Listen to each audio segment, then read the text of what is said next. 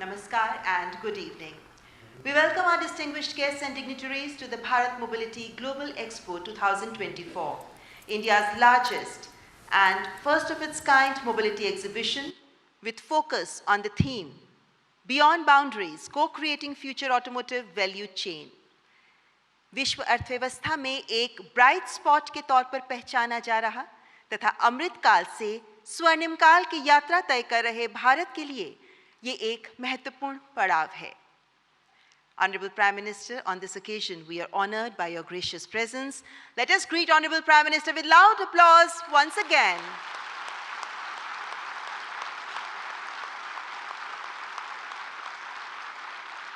और आज के सुअवसर पर हम मंच पर आसीन विशिष्ट अतिथिगण का भी आदरपूर्वक स्वागत करते हैं. Shri Piyush Goyal, Honorable Minister of Commerce and Industry, Consumer Affairs and Food and Public Distribution and Textiles. Shri Nitin Gadkari, Honorable Minister for Road Transport and Highways. Shri Hardeep Singh Puri, Honorable Minister of Petroleum and Natural Gas, Housing and Urban Affairs. Dr. Mahendra Nath Pandey, Honorable Minister for Heavy Industries. Shri Narayan Taturane, Honorable Minister of Micro, Small and Medium Enterprises. And we extend warm welcome to all the industry leaders, industry associations, stakeholders from automotive industry from India and across the world. Bharat के automotive उद्योग से जुड़े सभी हितधारकों का भी हम हृदय से स्वागत करते हैं. हमारे राष्ट्रपिता महात्मा गांधी ने कहा था, भविष्य इस पर निर्भर करता है कि हम वर्तमान में क्या करते हैं. वसुधैव कुटुंबकम के सिद्धांत का पालन करते हुए भारत सस्टेनेबल और क्लीन मोबिलिटी की दिशा में काम कर रहा है, जो हम सभी को बेहतर भविष्य की ओर प्रेरित करेगा तथा ये एक्सपो इसी दिशा में एक महत्वपूर्ण प्रयास है.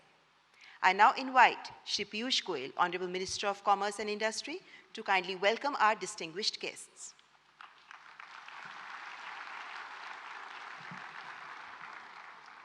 नमस्कार. भारत और विश्व के सर्वाधिक लोकप्रिय जन नेता, जिन्होंने सदैव राष्ट्र निर्माण के लिए स्वयं को समर्पित किया, विकसित भारत के प्रणेता श्रद्धेय प्रधानमंत्री श्री नरेंद्र मोदी जी, माननीय केंद्रीय मंत्री, दुनिया भर से आए मोबिलिटी क्षेत्र से जुड़े महानुभाव, भाइयों और बहनों, आज हम सब प्रधानमंत्री श्री नरेंद्र मोदी जी का स्वागत करते हैं. बहुत ही व्यस्त अपने कार्यक्रम के बीच पार्लियामेंट चल रही है, उसके बावजूद हमारे क्षेत्र का हौसला बढ़ाने के लिए, हम सबको आगे के लिए और ऊर्जा देने के लिए आपने आज के कार्यक्रम को स्वीकार किया. इसके लिए आपका कोटि कोटि धन्यवाद, साधुवाद. माननीय प्रधानमंत्री जी के निर्णायक और कुशल नेतृत्व में सबका प्रयास के मूल मंत्र पर आज हम सभी सर्वसमावेशी विकास और अमृत काल में तेजी से विकसित भारत बनाने के लिए पूरी निष्ठा और कर्तव्य भावना से आगे बढ़ रहे हैं. माननीय प्रधानमंत्री जी, आपने भारत की अर्थव्यवस्था को जिस प्रकार से पिछले 10 वर्षों में मजबूत बनाकर, एक प्रकार से फ्रैजाइल 5 इकोनॉमी, जहां पे विश्व ने भरोसा ही छोड़ दिया था भारत के ऊपर, भारत के पासपोर्ट की भी वैल्यू, हम किधर भी जाते दुनिया में तो कोई बहुत इज्जत नहीं मिलती थी. आपने 10 वर्षों में पूरी तरीके से कायाकल्प करके देश के गरीब, देश के युवा, देश की नारी शक्ति और देश के किसानों के जीवन में अमूलचूल परिवर्तन कर उन्हें सशक्त बनाया, उनको एक उज्जवल भविष्य के लिए आकांक्षी बनाया. देश कहाँ एक तरफ 10 साल पहले रोजमर्रा की समस्याओं से जूझ रहा था, आज हर भारतवासी बड़ी उमंग के साथ, बड़े उत्साह के साथ एक विकसित भारत बनाने में जुट गया है. पूरा विश्व भी आज भारत की तरफ देख रहा है, हमें एक ट्रस्टेड पार्टनर के रूप में मानता है। और आपके नेतृत्व में जिस प्रकार से G20 शिखर सम्मेलन में जो भारत मंडपम में ही हुआ, उसमें जिस प्रकार से देशवासियों ने पूरी तरीके से लगकर G20 में भारत की प्राथमिकता को देखा, उसका आनंद लिया। 60 से अधिक स्थानों पर 200 से अधिक मीटिंगें हुई, पूरे विश्व को ध्यान में आया। अब ये भारत रुकने वाला नहीं है, अब ये भारत तेज गति से आगे बढ़ने वाला भारत है। अब ये विश्व का नेतृत्व करने वाला भारत है और विश्व का नेतृत्व आपके कंधों पर आज पूरे विश्व की उम्मीदें टिकी हुई हैं कि आप विश्व का नेतृत्व करेंगे। अभी अभी आए इंटरिम बजट में आपने समाज के हर वर्ग की देखभाल की, विशेषकर इंफ्रास्ट्रक्चर पे जो कैपिटल एक्सपेंडिचर खर्च करती है सरकार, उसमें जो वृद्धि हुई है, गत वर्षों में लगभग 3 गुना वृद्धि केंद्र सरकार के इंफ्रास्ट्रक्चर स्पेंडिंग में। इस वर्ष के बजट में 11,11,111 करोड़ रुपए का निवेश मात्र केंद्र सरकार करेगी। इसके अतिरिक्त राज्य सरकारें और निजी क्षेत्र जब सभी भारत के इंफ्रास्ट्रक्चर को और मजबूत बनाने में जुटेंगे, तो मेरा मानना है कि आगे आने वाले दिनों में जो मोबिलिटी सेक्टर है, जिसके सभी महानुभाव आज एक ही मंच पर यहाँ पे उपस्थित हुए हैं, उनके लिए भी संभावनाएं असीम होंगी। आगे चल के ये क्षेत्र का विकास सुनिश्चित है। और जिस प्रकार से आज पूरी दुनिया देख रही है, नए हाईवेज हो, रोड्स हो, एयरपोर्ट्स 2 गुने हो गए, 74 से लेके 150 के करीब, पोर्ट की कैपेसिटी डबल हुई है। जिस प्रकार से आज देश में इनलैंड वाटरवेज 114 शुरू हो गए हैं, ये सभी प्रमाण हम सबका हौसला बढ़ाता है, बुलंद करता है कि आगे आने वाले दिनों में भारत की तो डिमांड बढ़ेगी ही, लेकिन हम पूरे विश्व की जो डिमांड है उसको भी भारत से पूरा करने में सफल होंगे। माननीय प्रधानमंत्री जी, इस बजट की एक विशेषता जिसके लिए मैं आपका साधुवाद करता हूं, आपका नमन करता हूं, कि पूरे विश्व ने देखा कि कैसे एक फिस्कली प्रूडेंट बजट, जिसमें अनुमानित वित्तीय घाटा से भी कम इस वर्ष में और अगले वर्ष में तेजी से घटता हुआ वित्तीय घाटा, हमें एक मजबूत अर्थव्यवस्था के रूप में तेजी से आगे बढ़ाएगा, जिससे उद्योग जगत को और हर भारतवासी को बहुत सारी संभावनाएं खुलेंगी। जितनी ज़्यादा मजबूत अर्थव्यवस्था भारत की होगी, ब्याज के दर भी कम होंगे, महंगाई भी कम होगी और भारत की स्थिति विश्व स्तरीय बनाने का जो आपने काम जिम्मा आपने ऊपर लिया है, जो मोदी गारंटी आपने इस देश को दी है, हर एक देशवासी उस मोदी गारंटी के ऊपर आज टिका हुआ है और आगे का भविष्य अपना बना रहा है।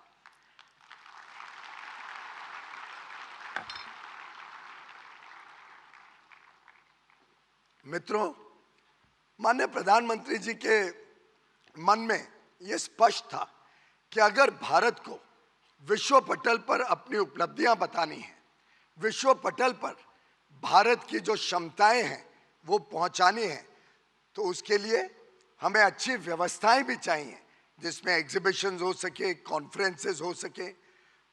और मैं माननीय प्रधानमंत्री जी का धन्यवाद करता हूं कि भारत मंडपम और यशोभूमि दिल्ली में 2 ऐसे बड़े स्थान आपके मार्गदर्शन में, आपकी दूरदर्शी सोच के कारण, जो विजन आपने हम सबको दी कि देश में और भारत में ऐसी संस्थाएं खड़ी हों और ऐसी सुविधाएं उपलब्ध हों कि दुनिया जब आए तो टेंटों में यहाँ पे एग्जीबिशन नहीं होगा, टूटे फूटे हॉलों में एग्जीबिशन नहीं होगा। ऐसी विशाल परिस्थिति, ऐसे विशाल परासर में जो आज यहाँ उपलब्ध है, अब भारत दुनिया को दिखाता है कि हम में कितना दम है, हम क्या कर सकते हैं।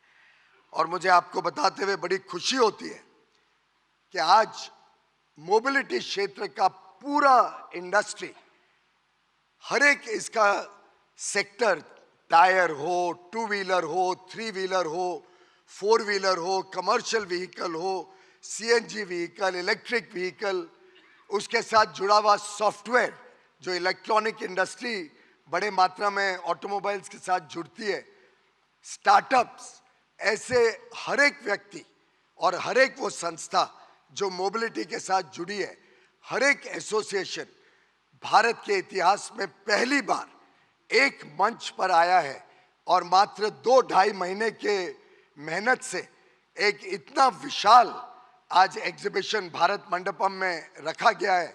और मुझे पूरा विश्वास है कि आगे चल के ये एक एनुअल फीचर हो जाएगा जो पूरी दुनिया जिसके लिए वेट करेगी, दुनिया प्रतीक्षा करेगी कि भारत में कब मोबिलिटी की अगली एग्जीबिशन आने जा रही है। इसी कड़ी में आगे चल के और अन्य क्षेत्रों का भी हौसला बढ़ा है। टेक्सटाइल क्षेत्र भी 26 से 29 फरवरी को यहाँ पे एक विश्व स्तरीय एग्जीबिशन और कॉन्फ्रेंस करने जा रही है, जो भारत मंडपम और यशोभूमि दोनों मिला के लगभग 22 लाख स्क्वायर फुट की एग्जीबिशन, जो माननीय प्रधानमंत्री जी की कल्पना है, स्पीड, स्किल और स्केल, उसको दर्शाते हुए ये बड़ी बड़ी एग्जीबिशंस अब विश्व को भारत का नया चित्र, नए भारत का एक झलक देने का काम कर रही हैं। मुझे पूरा विश्वास है कि अति आधुनिक टेक्नोलॉजी को लेकर सस्टेनेबल समाधानों तक यह एक्सपो भारत की इंजीनियरिंग कैपेबिलिटीज का प्रमाण विश्व के सामने रखेगी। मैं मानता हूं कि भारत जिस तेजी से एडवांस्ड एनर्जी स्टोरेज, ई मोबिलिटी और ग्रीन हाइड्रोजन टेक्नोलॉजीज के क्षेत्र में पायनियरिंग काम कर रहा है, वो विश्व में भी आज पहचाना जा रहा है। यह स्पष्ट है कि भारत 2030 तक शायद विश्व का सबसे बड़ा ईवी मार्केट के रूप में, इलेक्ट्रिक व्हीकल मार्केट के रूप में उभरेगा। मैं सभी स्टेक होल्डर्स से इस मोमेंटम का लाभ उठाने का आग्रह करता हूं, ताकि हम सब मिलकर ऑटोमोटिव लैंडस्केप को ज्यादा एफिशिएंट, सस्टेनेबल और इंक्लूसिव बना सकें। माननीय प्रधानमंत्री जी की जो दूरदर्शी सोच है, जो उनका विजन है, भारत के मोबिलिटी इकोसिस्टम में क्रांतिकारी परिवर्तन की आधारशिला का, ये एक कनेक्टेड भारत, एक कन्वीनियंट और कंजेशन फ्री ट्रैवल देने वाला देश, clean and cutting edge technology से शोभित, हम सबको टर्बो चार्ज कर रहा है। और हम सब आपको आश्वस्त कराना चाहते हैं माननीय प्रधानमंत्री जी कि जो आपने हमें दिशा निर्देश दिया है, जो मार्गदर्शन दिया है, हम उसको हकीकत में बुनने के लिए कोई कसर नहीं छोड़ेंगे। हम सब आपके साथ हैं और आपके मार्गदर्शन में विकसित भारत 2047 के लिए हम सब कर्तव्य भावना से पूरा प्रयास करेंगे। मैं पुनः हम सब की तरफ से और 140 करोड़ देशवासियों की ओर से आपका कोटि कोटि धन्यवाद और साधुवाद करता हूं। बहुत बहुत धन्यवाद।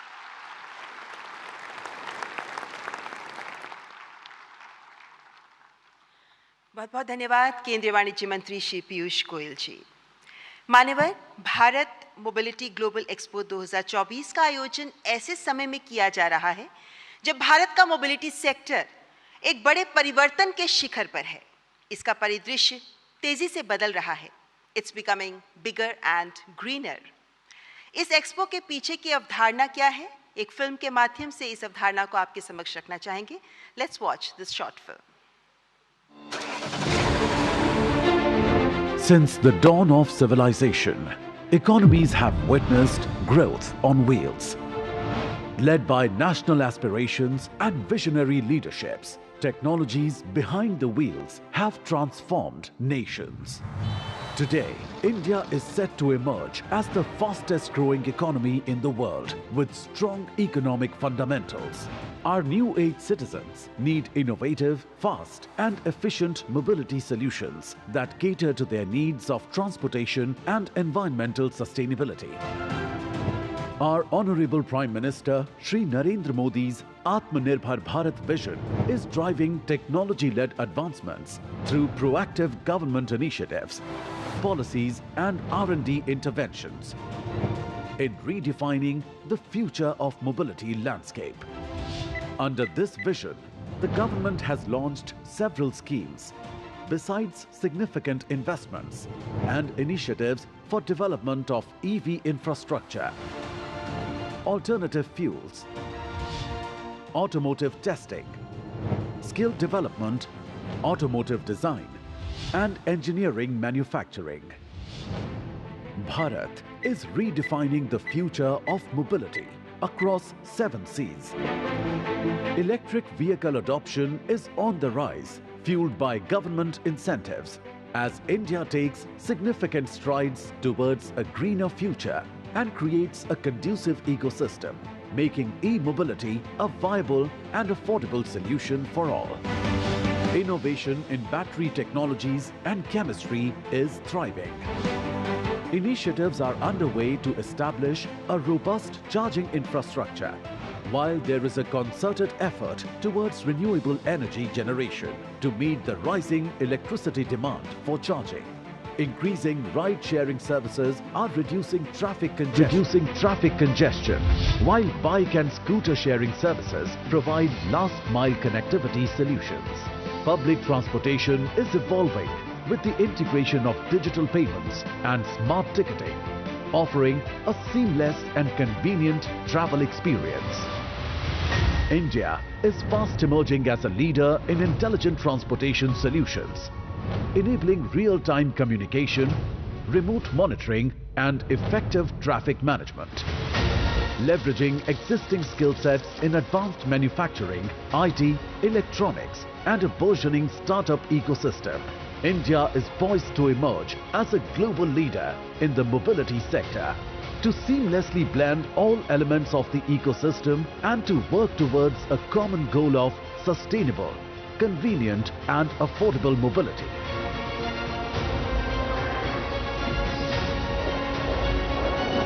We proudly present the Bharat Mobility Global Expo 2024.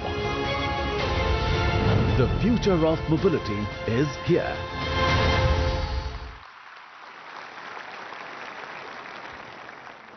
मान्यवर, विश्व पटल पर भारत के प्रगतिशील, उन्नतिशील, सुदृढ़ पद चिन्ह आज विश्व के लिए उम्मीद बन रहे हैं। भारतवासियों की सेवा में सदैव तत्पर, विकास और प्रगति का पर्याय बन, अपने निर्णायक नेतृत्व और दूरदर्शिता से भारत को विश्व पटल पर स्थापित करने में कार्यरत भारत के यशस्वी प्रधानमंत्री माननीय श्री नरेंद्र मोदी जी के प्रखर नेतृत्व से ही ये संभव हो पाया है। Ladies and gentlemen, and I humbly request Honorable Prime Minister of India, Shri Narendra Modi ji, to address the august gathering.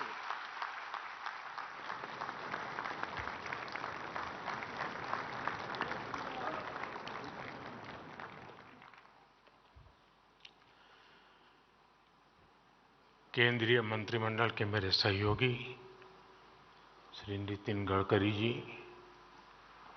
Narayan Rane ji, Piyush Goyal ji, Hardeep Singh Puri ji, Mahendra Nath Pandey ji, industry के सभी दिग्गज, अन्य महानुभाव, देवी और सज्जनों, अभी मैं पीयूष जी को सुन रहा था। वो कह रहे थे कि आप आए तो हमारा हौसला बढ़ जाता है, लेकिन मैं देख रहा तो यहां तो सारे हॉर्स पावर लोग वाले बैठे हैं।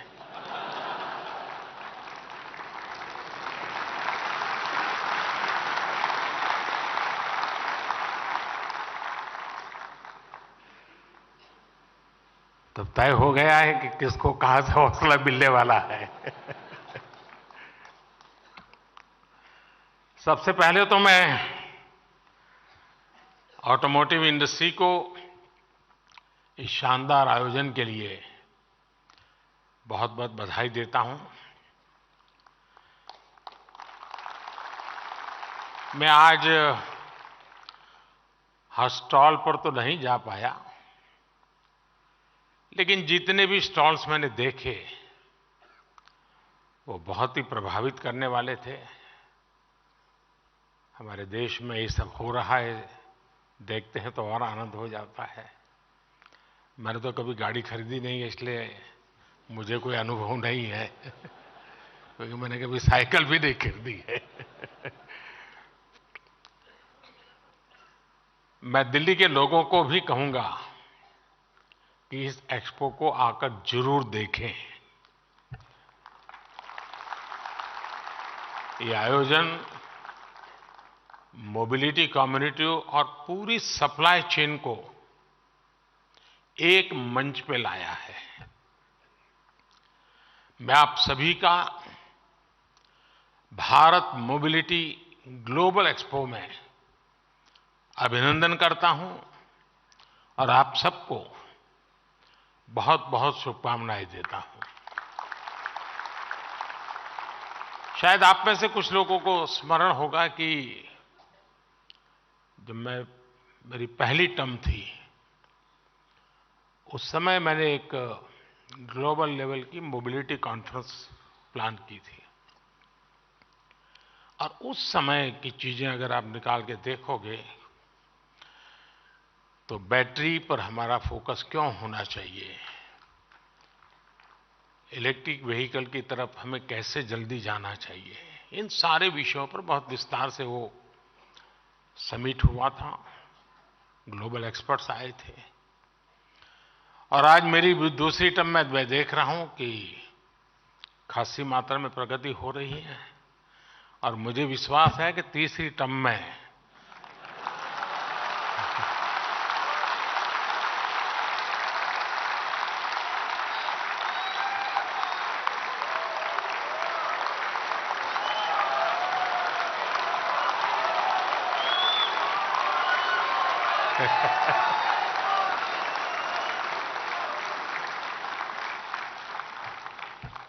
चलिए, समझदार को इशारा काफी होता है। और आप लोग तो मोबिलिटी की दुनिया है, तो ये इशारा देश में जल्दी से पहुंचेगा।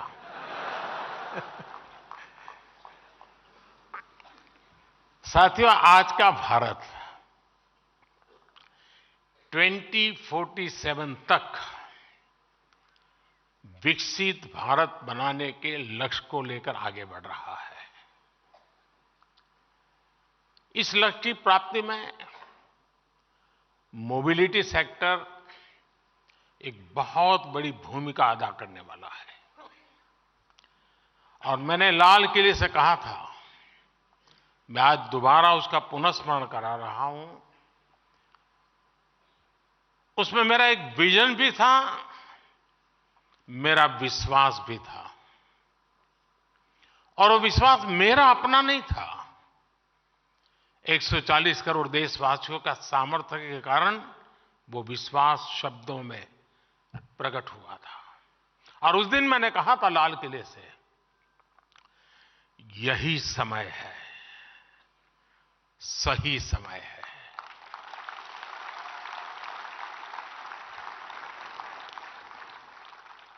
ये मंत्र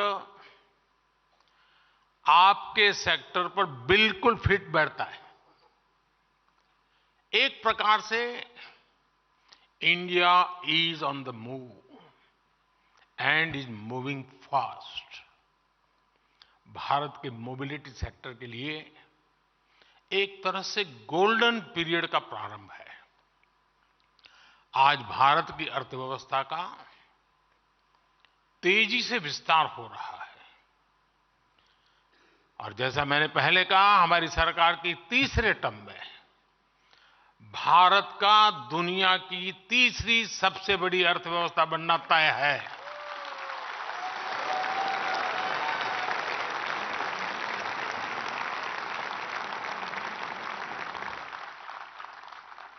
हमारी सरकार के प्रयासों से पिछले 10 वर्षों में करीब 25 करोड़ लोग गरीबी से बाहर निकले हैं।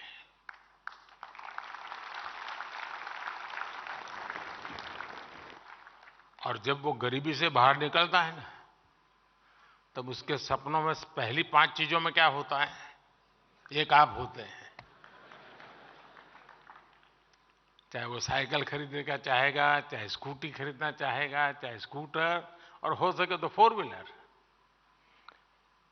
उसका पहला ध्यान आप ही पर जाने वाला है। और ये 25 करोड़ लोग गरीबी से बाहर आए हैं।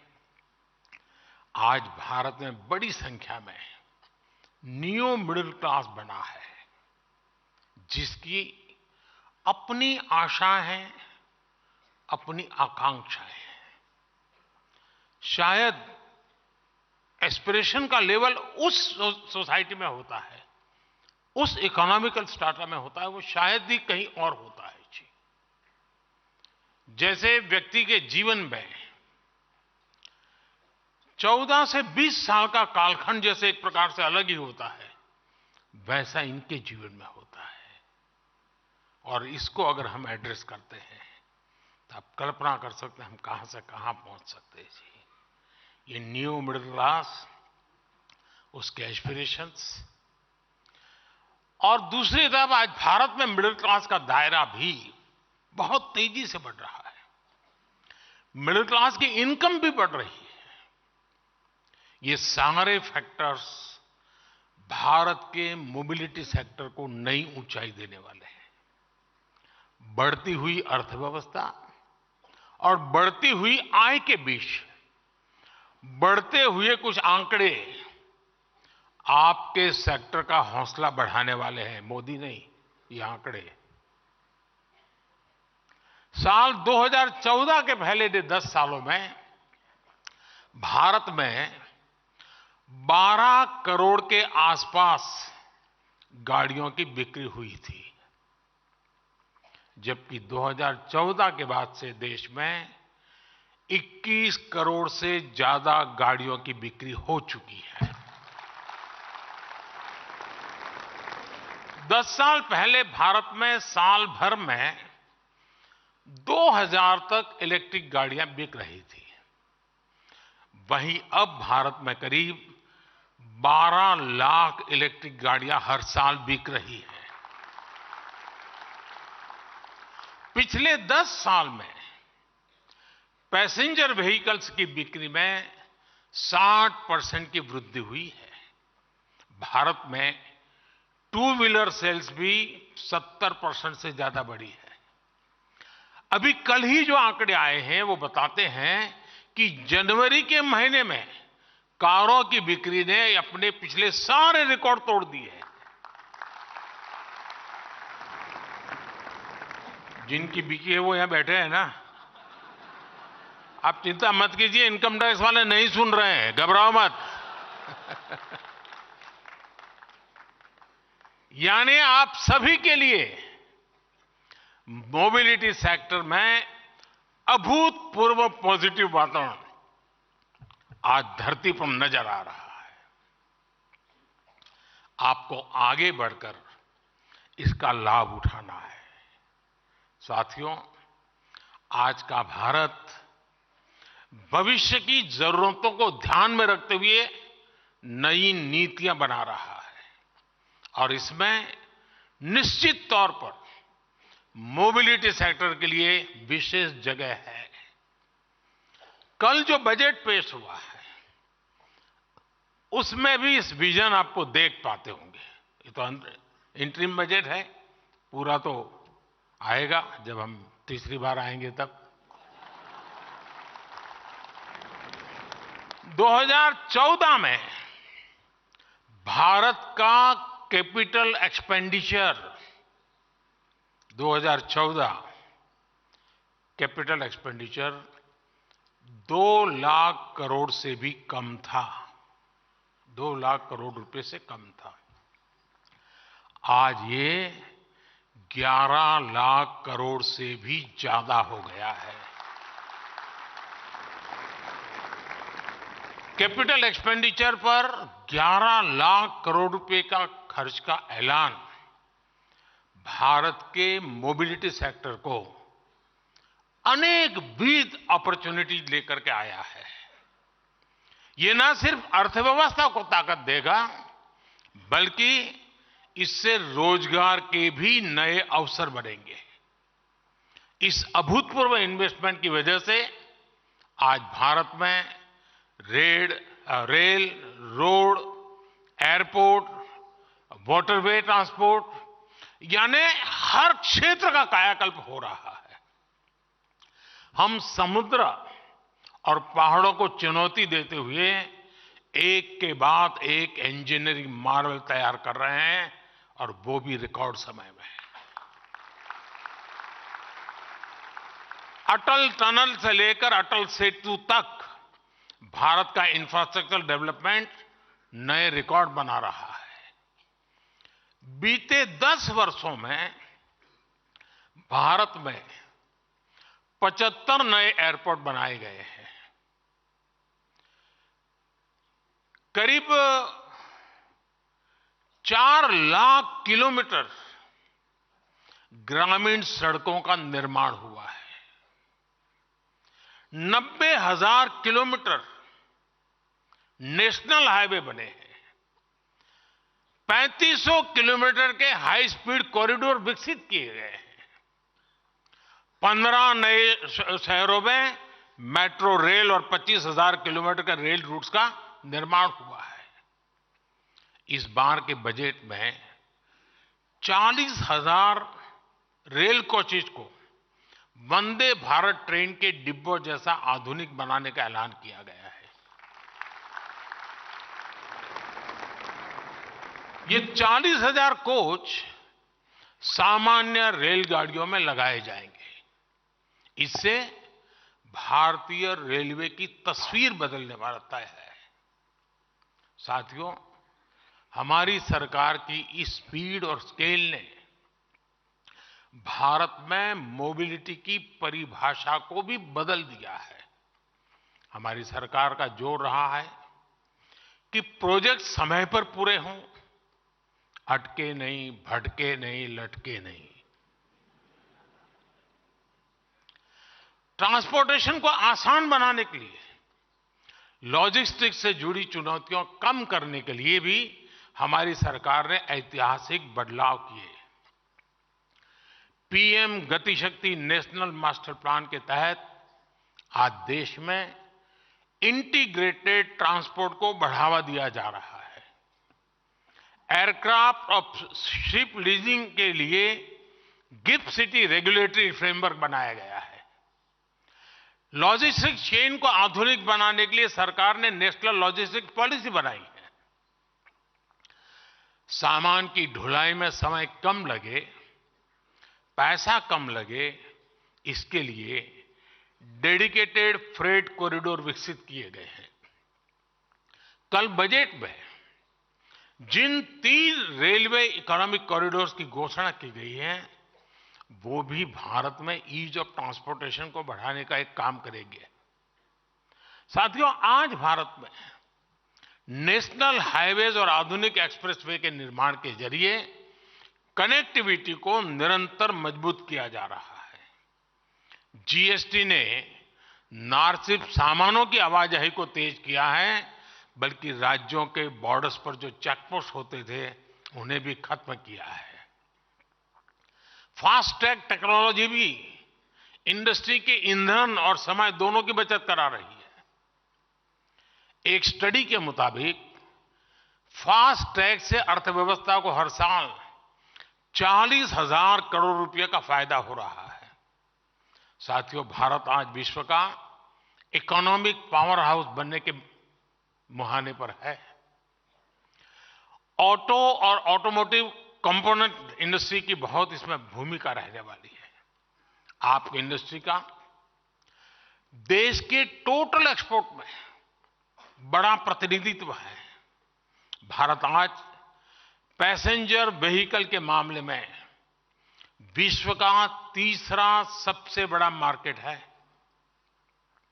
हम पूरी दुनिया में कॉमर्शियल व्हीकल्स बनाने वाले तीसरे सबसे बड़े देश है। हमारी कंपोनेंट इंडस्ट्री भी ग्लोबली कॉम्पिटिटिव बन रही है। अब अमृत काल में हमें इन सभी क्षेत्रों में दुनिया में टॉप पर आना है। हमारी सरकार आपके हर प्रयास में आपके साथ खड़ी है। ये मैं आपके लिए कह रहा था।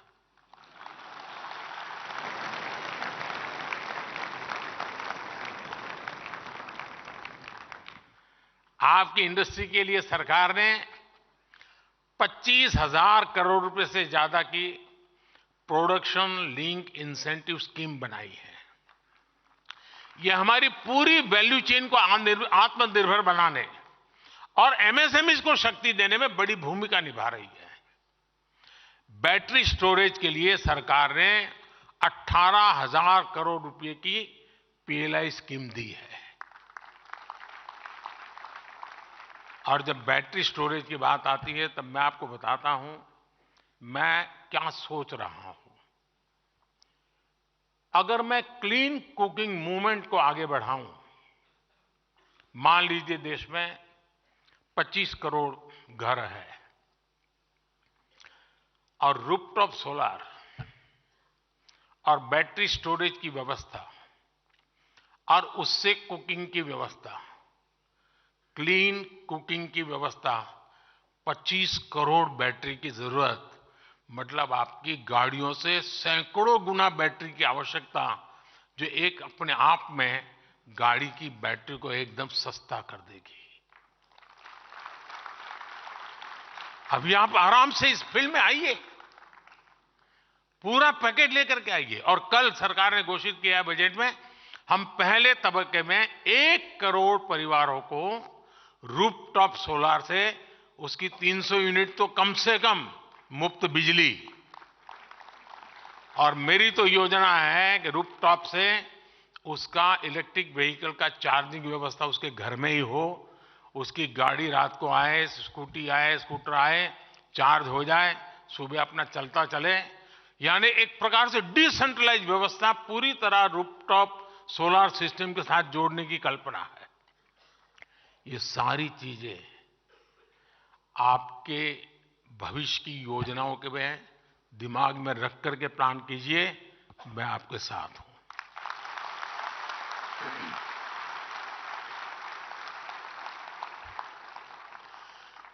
रिसर्च और टेस्टिंग को और बेहतर करने के लिए नेशनल प्रोजेक्ट को 3200 करोड़ रुपए दिए गए हैं। नेशनल इलेक्ट्रिक मोबिलिटी मिशन की मदद में भारत में इलेक्ट्रिक व्हीकल्स के निर्माण को नई गति मिली है। ईवी की डिमांड को बढ़ावा देने के लिए सरकार ने करीब 10,000 करोड़ रुपए का निवेश किया है। हमारी सरकार की फेम स्कीम भी बहुत सफल रही है। इस स्कीम के तहत आज राजधानी दिल्ली समेत कई शहरों में हजारों इलेक्ट्रिक बसें चलनी शुरू हुई है। सरकार ईवी चार्जिंग स्टेशन बनाने के लिए भी सब्सिडी दे रही है। साथियों, रिसर्च और इनोवेशन को प्रोत्साहित करने के लिए कल के बजट में, जैसा मैंने कहा, 1 लाख करोड़ रुपए 1 लाख करोड़ रुपए की फंड की घोषणा की है। स्टार्टअप को मिल रही टैक्स छूट को और विस्तार देने का भी निर्णय कर लिया है। इन फैसलों से भी मोबिलिटी सेक्टर में नई संभावनाएं पैदा होगी। ईवीज के सामने आज सबसे बड़ी चुनौती उसकी कॉस्ट और बैटरीज की है। इस फंड का इस्तेमाल इस क्षेत्र में रिसर्च के लिए हो सकता है। हमारी रूफटॉप सोलर स्कीम में भी ईवी मैन्युफैक्चरिंग से जुड़ा कंपोनेंट है, जिससे ऑटो सेक्टर को भी मदद मिलेगी। जब सोलर रूफटॉप की संख्या बढ़ेगी तो स्वाभाविक है कि बड़ी संख्या में बैटरीज की भी जरूरत होगी। आपके लिए इस सेक्टर में भी विकास की बहुत बड़ी संभावनाएं हैं। और मैं तो एक और बात कहूंगा, क्यों नहीं हमारी इंडस्ट्री ऐसी रिसर्च करती जिसमें भारत में मौजूद रॉ मटेरियल से ही नई तरीके की बैटरी बनाई जाए। क्योंकि दुनिया को चिंता है कि ये रॉ मटेरियल कितने लंबे अरसे तक चलेगा और तब क्या होगा। हम अभी से क्यों ना ऑल्टरनेट ले। मैं समझता हूं कि देश दे सकता है। काफी लोग सोडियम पे काम कर भी रहे हैं। और सिर्फ बैटरीज ही नहीं, ऑटो सेक्टर को ग्रीन हाइड्रोजन और इथेनॉल के क्षेत्र में भी नई रिसर्च को बढ़ावा देना चाहिए। हमारे स्टार्टअप्स ने ड्रोन सेक्टर को भारत में नई उड़ान दी है। इस फंड का इस्तेमाल ड्रोन से जुड़ी रिसर्च में भी हो सकता है। आज हमारे वाटरवेज ट्रांसपोर्ट के बहुत ही कॉस्ट इफेक्टिव माध्यम बनकर उभरे हैं। भारत की शिपिंग मिनिस्ट्री अब स्वदेशी टेक्नोलॉजी का इस्तेमाल करके हाइब्रिड वेसल्स बनाने की दिशा में आगे बढ़ रही है। आपको भी इस दिशा में जरूर आगे आना चाहिए। साथियों, आज इंडस्ट्री के आप सभी दिग्गजों के बीच, मार्केट की इतनी सारी चर्चाओं के बीच, मैं एक मानवीय पहलू की तरफ भी आपका ध्यान दिलाना चाहता हूं। हमारे लाखों ड्राइवर साथी इस मोबिलिटी सेक्टर का एक बहुत बड़ा हिस्सा है। जो ट्रक चलाते हैं, जो टैक्सी चलाते हैं, वो ड्राइवर हमारी सामाजिक और आर्थिक व्यवस्था का एक अभिन्न हिस्सा है। अक्सर ये ड्राइवर्स घंटों घंटों लगातार ट्रक चलाते हैं और मालिक भी क्या समय पर क्यों नहीं आया वहीं से शुरू करता है, कहां रुक गया था। इनके पास आराम का समय नहीं होता। ऐसी मुश्किल परिस्थितियों में कई बार ये लोग सड़क हादसों का भी शिकार हो जाते हैं। ट्रक ड्राइवर्स की इस चिंता, उनके परिवार की इस चिंता को भी हमारी सरकार भली भांति समझती है। मुझे आपको ये बताते हुए खुशी है कि ड्राइवर्स को बीच सफर में आराम देने के लिए केंद्र सरकार ने एक नई योजना पर काम शुरू किया है। इस योजना के तहत सभी नेशनल हाईवेज पर ड्राइवरों के लिए नई सुविधा वाले आधुनिक भवनों का निर्माण होगा। इन भवनों में ड्राइवरों के लिए भोजन, पीने के साफ पानी, शौचालय, पार्किंग और आराम करने की पूरी व्यवस्था होगी। सरकार की तैयारी इस योजना के पहले चरण में देश भर में ऐसे 1000 भवन बनाने से शुरुआत करने की है।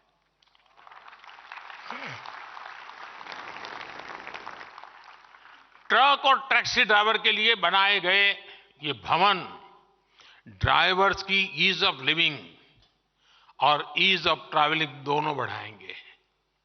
इससे उनकी सेहत भी ठीक रहेगी और दुर्घटनाओं को रोकने में भी बहुत मदद मिलेगी। साथियों, अगले 25 वर्षों में मोबिलिटी सेक्टर में असीम संभावनाएं बनने वाली है। लेकिन इन संभावनाओं का पूरा इस्तेमाल हो, इसके लिए इंडस्ट्री पर भी यह जिम्मेदारी है कि वो खुद को भी तेजी से ट्रांसफॉर्म करे। मोबिलिटी सेक्टर को टेक्निकल वर्कफोर्स और प्रशिक्षित ड्राइवर्स की जरूरत है। आज देश में 15,000 से अधिक आईटीआईज इस इंडस्ट्री को मैन पावर देते हैं। क्या इंडस्ट्री के लोग इन आईटीआईज के साथ मिलकर कोर्सेज को और ज्यादा रिलेवेंट नहीं बना सकते? आप जानते हैं कि सरकार ने एक स्क्रैपेज पॉलिसी बनाई है। इसके तहत पुरानी गाड़ियों को स्क्रैपिंग के लिए देने पर नई गाड़ियां खरीदने के दौरान रोड टैक्स में छूट दी जाती है। क्या ऑटो इंडस्ट्री भी लोगों को प्रोत्साहित करने के लिए ऐसे इंसेंटिव नहीं दे सकती क्या? साथियों, इस एक्सपो को आपने टैगलाइन दी है बियॉन्ड बाउंड्रीज, ये शब्द भारत की भावना को दिखाते हैं। हम आज पुरानी बंदिशों को तोड़कर पूरी दुनिया को साथ लाना चाहते हैं। हम ग्लोबल सप्लाई चेन में भारत की भूमिका का विस्तार करना चाहते हैं। इंडियन ऑटो इंडस्ट्री के सामने संभावनाओं का पूरा आसमान है। आइए अमृतकाल के विजन पर आगे बढ़े। आइए भारत को इस क्षेत्र का ग्लोबल लीडर बनाए। और मैं टायर वालों के क्षेत्र में अभी चक्कर काट के आया और मेरा पहले दिन से इन टायर वाली दुनिया से झगड़ा रहता है। मुझे अभी भी समझ नहीं आता है कि भारत जो खेती प्रधान देश है उसको रबर इंपोर्ट क्यों करना पड़े।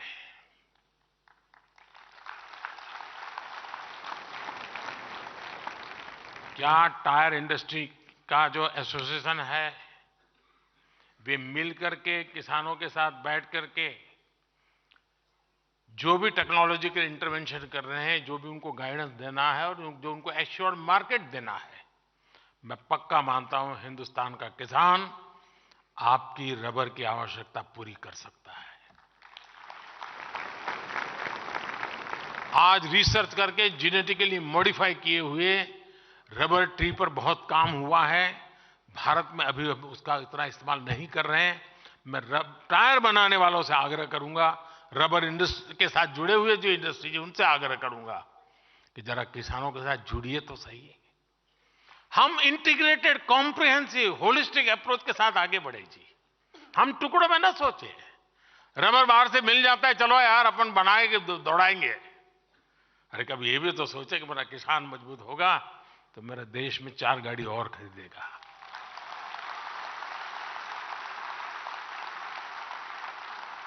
और गाड़ी कोई भी खरीदे, टायर तो आप ही का लगने वाला है जी।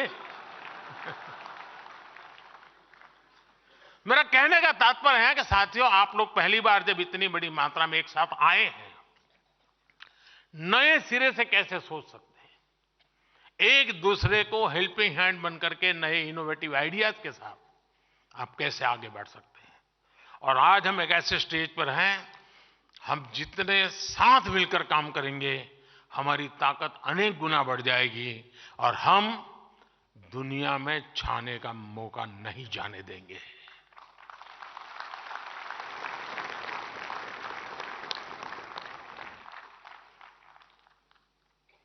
साथियों, डिजाइनिंग के क्षेत्र में भी आज दुनिया में जितने भी बड़े बड़े क्षेत्र हैं, शायद ही कोई ऐसा होगा जिसकी रिसर्च लैब हिंदुस्तान में ना हो।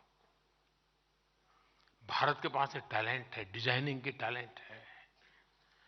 अब हमें हमारे लोगों के दिमाग से निकली हुई डिजाइन लेकर के आना चाहिए। दुनिया को लगे यार गाड़ी तो हिंदुस्तान की चाहिए, आवाज वो उठनी चाहिए।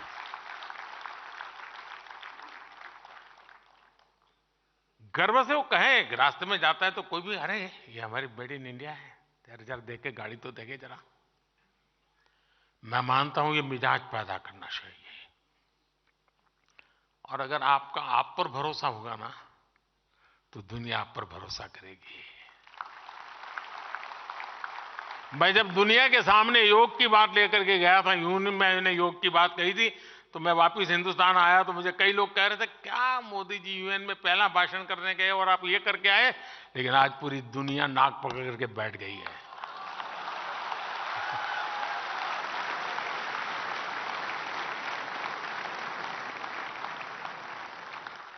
अपने आप पर भरोसा करिए, सामर्थ्य के साथ खड़े हो जाइए। विश्व का कोई ऐसा रास्ता ना हो जहां आप नजर ना आए। दोस्तों,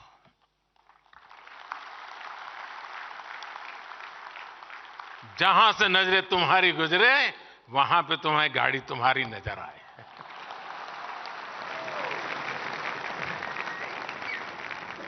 आप सभी को बहुत बहुत शुभकामनाएं। धन्यवाद।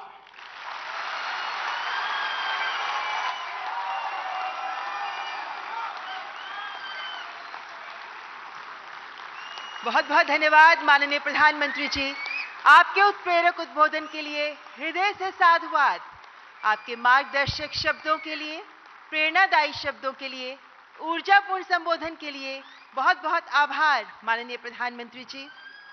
जो विश्वास आपने ऑटोमोटिव उद्योग पर जताया है, आगे बढ़कर उन लक्ष्यों को हासिल करेगा भारत का ऑटोमोटिव उद्योग।